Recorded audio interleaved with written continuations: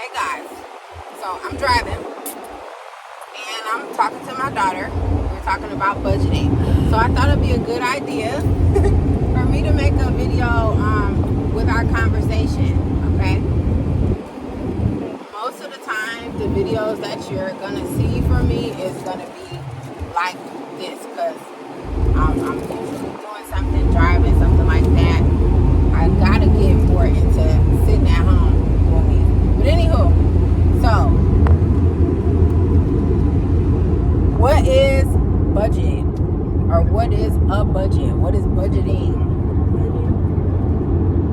No, budgeting is not just money. It's what is it for the money? What are you doing with the money? What does a budget tell us?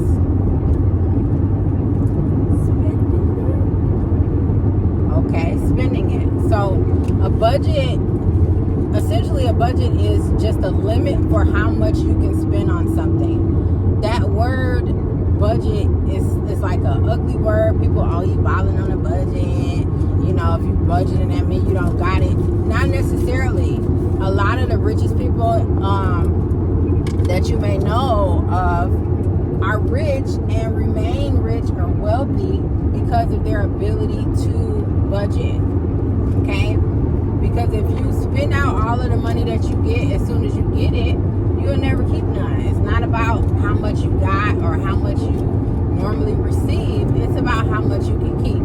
Because if I get $1 million a year and I'm buying $1 million worth of stuff a year, and none of these things or none of the stuff that I buy is anything that makes me any money, essentially I'm still broke.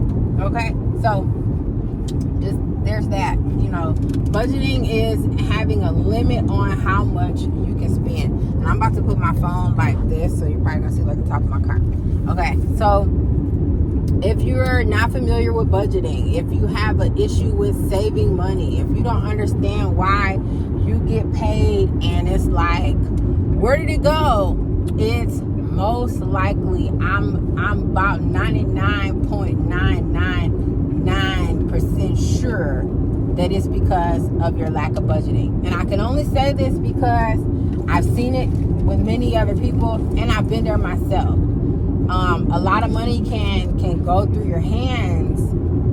Like I said, if you're making $1 million a year, if you're spending it all out, you still gonna be broke. You know, a lot of money can go through your hands if you don't have a budget, if you don't have a limit on what you're spending on what particular things. Okay, so for example, today I left the house. It is Labor Day. My birthday was yesterday. I'm just, chilling. But today I left the house. I had to work a little bit earlier today, and then I got off and I wanted to go get some bedding for my beds. I got a king size. My daughter got a twin size. Okay, so I was like, well, we need some new bedding in the house. Let's go get it today and make the budget $100. Now, that's kind of high, but I wasn't, sure how much it would be. So your budget, number one, needs to allow for whatever that you are using it for. Okay, you can't say I got a budget for a house, or I got a budget to go buy a couch, but my budget is only $100. If that's your budget, okay, cool. You better get to looking at the nearest thrift shop, online wholesaler, something like that, because you're not going to go to a regular, furniture store and find that. So since I made my budget kind of, $100, kind of, just enough to get the twin size and full size bed sets, I feel like, okay, the certain type of stores that I go to need to be stores that can coincide with that price. So number one, you got to have a limit. Number two, you got to know where you can apply that limit. If you got a budget of $1,000 on shopping for your kids' school clothes, you can't go to Nordstrom's unless you're going to the rack part where everything on clearance. You might could go to Burlington. You might could go to Ross. You might could go to Walmart. Marshalls, TJ Maxx, or whatever, you know what I'm saying? I ain't seen the AJ writing forever, but if you see one somewhere, you know, City Trends, what's the other one? DD's. You might go to something like that and ball out.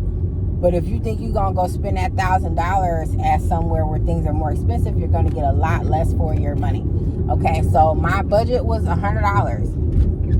We went to Burlington first, and we were going to go to Ross, but we found mainly what we needed in Burlington, and I just needed a particular color sheet, so we went across the way to Walmart. Okay, came in under budget, which was amazing. Well under budget too. I only spent like $80. Okay, since we were under budget, with the remainder, that freed up me to be able to do something else, like get some fast food that she wanted. Because I'd be like, look, we got food at home. Okay, budgeting will make you say that we got food at home. Budgeting will make you remember and recognize and reiterate that to yourself, because the minute that you don't, now you are over your budget or over the limits of what you have set for yourself for that day, that outing, that experience, you know, whatever. So definitely understand that if you are not saving, if you don't have what you think you should have, and you actually have a regular income, it's most likely 99.999% because you don't have a budget. Or if you do have a budget, you're not sticking to it. So be honest with yourself. Keep it a buck with yourself. You know what you're doing. You know what you got. You know what you've been, you know, spending on and everything. And, you know, if you need to write it out, write it down. You know, sometimes having the number in your head is not enough. Sometimes you need to write it down. Sometimes you need to put it in your planner. Put it in a calendar on your phone. You know, I'm only spending this today. And make sure that when they say you want your receipt, get that receipt to make sure that you weren't overcharged, which will definitely take you over your budget.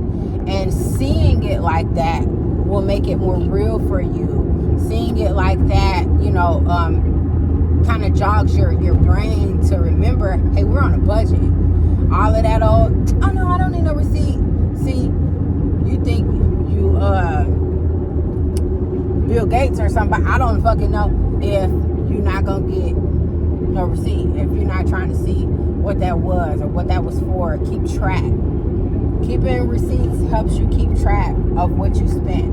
You'll be surprised when you start keeping receipts and keeping more tabs on what you are purchasing, what you are consuming. You'll end up consuming a lot less a lot of the time. I bank with Chase, so Chase is a great bank that on their website they have or like if you go to their app or whatever, it'll give you like a breakdown of what your spending was. And I mean, it breaks it all the way down, where you went for groceries, what you spent on regular bills, leisure activities. Like, it categorizes it all out, and it tracks what your usage was month to month. So if you're not banking with an institution that can do that for you, get with one, because that also will help you. And if your banking institution doesn't do that and you don't want to leave them, start keeping track of that yourself and watch the change happen. Okay? Y'all have a wonderful, beautiful, fabulous day. Make sure you like and subscribe and come back for free game. I'm always here to give it. Deuces.